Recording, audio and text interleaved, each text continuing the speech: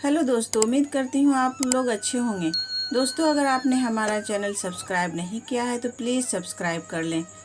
पत्नी ने दिया पति को धोखा। अमर बहुत ही गरीब था।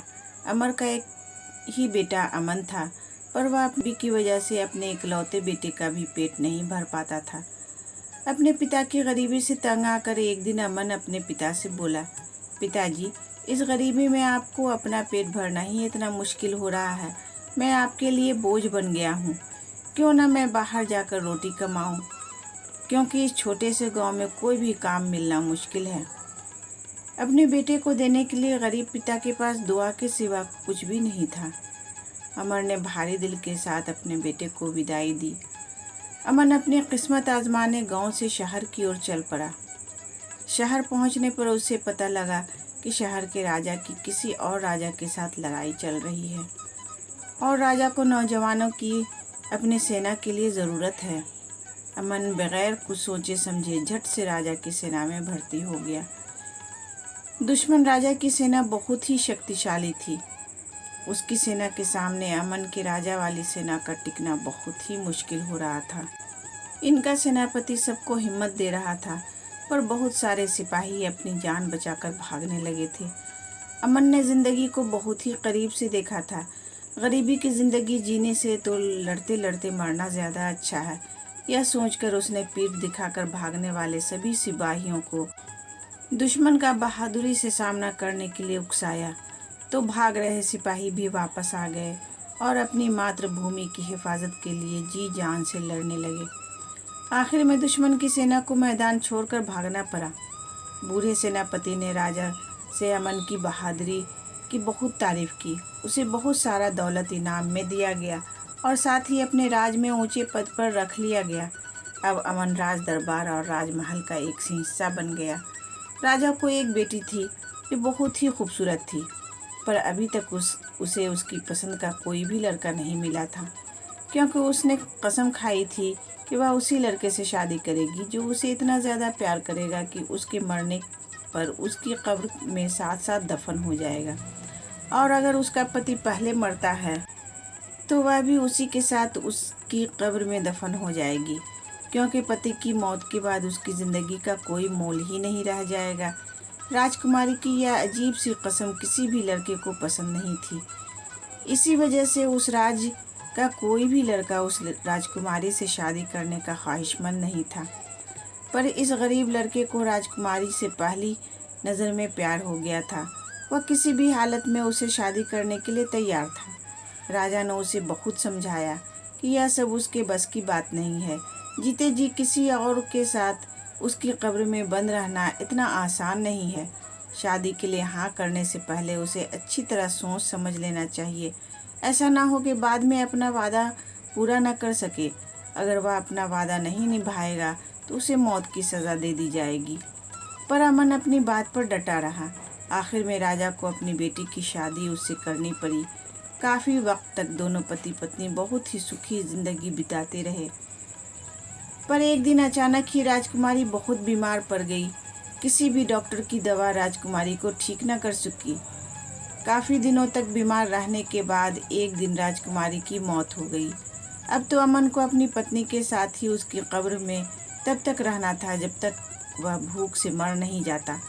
राजा को अमन पर तरस आ गया तो उसने अपनी बेटी के लिए एक बड़ी सी कब्र बनवाई और अमन के लिए कुछ दिनों का खाना पानी भी उस कब्र में रखवा दिया।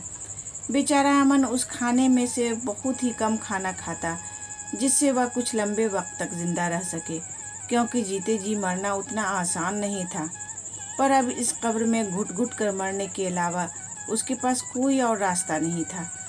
बाहर निकलने पर राजा के सिपाही को उसे जान से मार देते।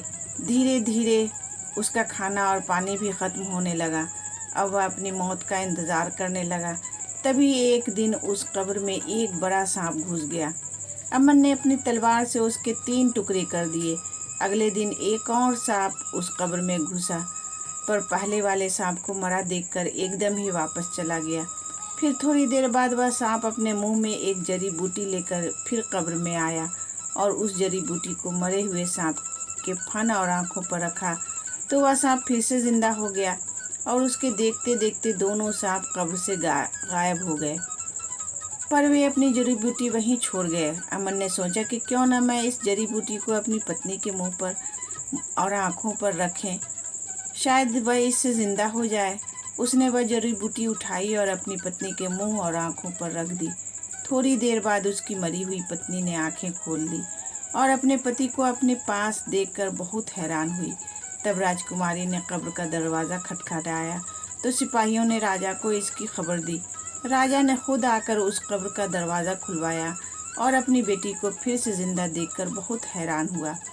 और दोनों पति पत्नी कब्र से बाहर आए। अमन ने अपने वफादार नौकर को सांपों वाली जड़ी बूटी के बारे में बताया और उसने वह जड़ी बूटी अपने वफादार नौकर को संभाल कर रखने के लिए दे दी।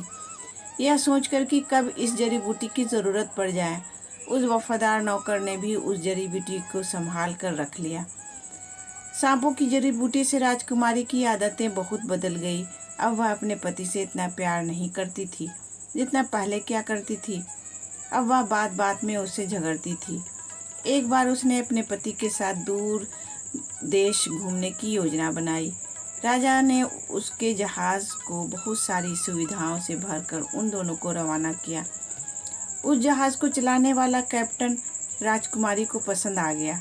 उसने अपने पति से पीछा छुड़ाने के लिए उस कैप्टन से मदद मांगी और उसे यकीन दिलाया कि इसके मरने के बाद जब वह अपने पिता के पास पहुंचेगी तो वह उसी से शादी करेगी। कैप्टन को भी इसमें अपना फ़ायदा नज़र आया तो वह सब बात के लिए राज़ी हो गया। एक रात को जब उसका पति सोया हुआ था तो राजकुमारी और जहाज़ के कैप्टन ने उसे उठाकर समुद्र में फेंक दिया। यह सारी घटना उसके पति का वफादार नौकर देख रहा था। उसे यह सब देखकर बहुत दुख हुआ। तभी उसे सांपों की उस जड़ी बूटी की याद आई जो उसने एक डिब्बी में रखी हुई थी।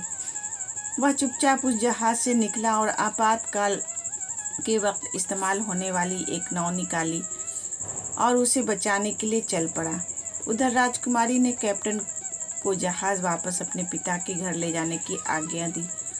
वफादार नौकर ने समुद्र के गहरे पानी से लड़के को बाहर निकाला और उस जड़ी बूटी की मदद से उसे जिंदा किया और फिर उसी नाव में बैठाकर उसे राजकुमारी से पहले ही राजा के महल में पहुंचा दिया। अमन ने राजा को सारी घटना सुना दी, पर राजा को उसकी बातों पर यकीन नहीं हुआ। वह बोला, मैं यह कभी नहीं मान सकता कि मेरी बेटी ऐसा नीच काम भी कर सकती है। जिस आदमी ने उसके लिए इतने दिन उसकी कब्र में गुजारे और फिर उसकी जान बचाई, वो उसे मारने की बात कैसे सोच सकती है। पर सच्चाई कभी छुप नहीं सकती। इतना कहकर राजा ने अमन को अपने ही महल में छुपा दिया। अगले दिन उसकी बेटी का जहाज़ भी वापस आ गया। राजा के पास राजकुमारी बहुत दुखी सी आकर खड़ी हो गई। राजा ने उसे अकेले देखकर पूछा, बेटी तुम अकेली कैसे? तुम्हारा पति कहाँ है? वह दुख से रोती हुई बोली, क्या बताऊँ पिताजी, रास्ते में मेरे पति की तबीयत बहुत ख़राब हो गई थी और इलाज के बगैर हम उसे नहीं बचा सके। आज अगर यह जहाज़ का कैप्टन मेरे साथ नहीं होता तो खुदा जाने मेरा क्या हाल होता। राजा अपनी बेटी की झूठी कहानी चुपचाप सुनता रहा। फिर थोड़ी देर बाद उसने उसके पति को दरबार में बुलवाया। अपने पति को देखकर राजकुमारी हैरान रह गई। उसे तो जैसे सांप सूंघ गया। वह अपने पिता से अपने झूठ के लिए माफ़ी मांगने लगी, पर पिता ने अपने सीधे साधे और सच्चे पति को धोखा देने के लिए अपनी बेटी को माफ़ नहीं किया। अगर कोई और उसके राज में ऐसा काम करता तो वह उसे जान से मरवा डालता, पर वह उसकी अपनी बेटी थी। राजकुमारी के रोने धोने पर राजा ने कोई ध्यान नहीं दिया और उसे एक टूटी हुई नाव में उस कैप्टन के साथ समुद्र में भिजवा दिया और उन दोनों को मरने के लिए छोड़ दिया। तो दोस्तों, देखा आपने, गलत काम का नतीजा हमेशा गलत ही होता है, इसलिए हमें कभी भी गलत राह पे नहीं चलना चाहिए। तो दोस्तों, उम्मीद करती हूँ ये कहानी आपको पसंद आई होगी। इस कहानी पर आपकी क्या राय है हमें कमेंट करके ज़रूर बताएं। कहानी पसंद आई हो तो लाइक और शेयर करना बिल्कुल भी न भूलें। चैनल पर नए हो तो चैनल को सब्सक्राइब ज़रूर करें। कहानी पूरा सुनने के लिए आपका बहुत बहुत शुक्रिया दोस्तों।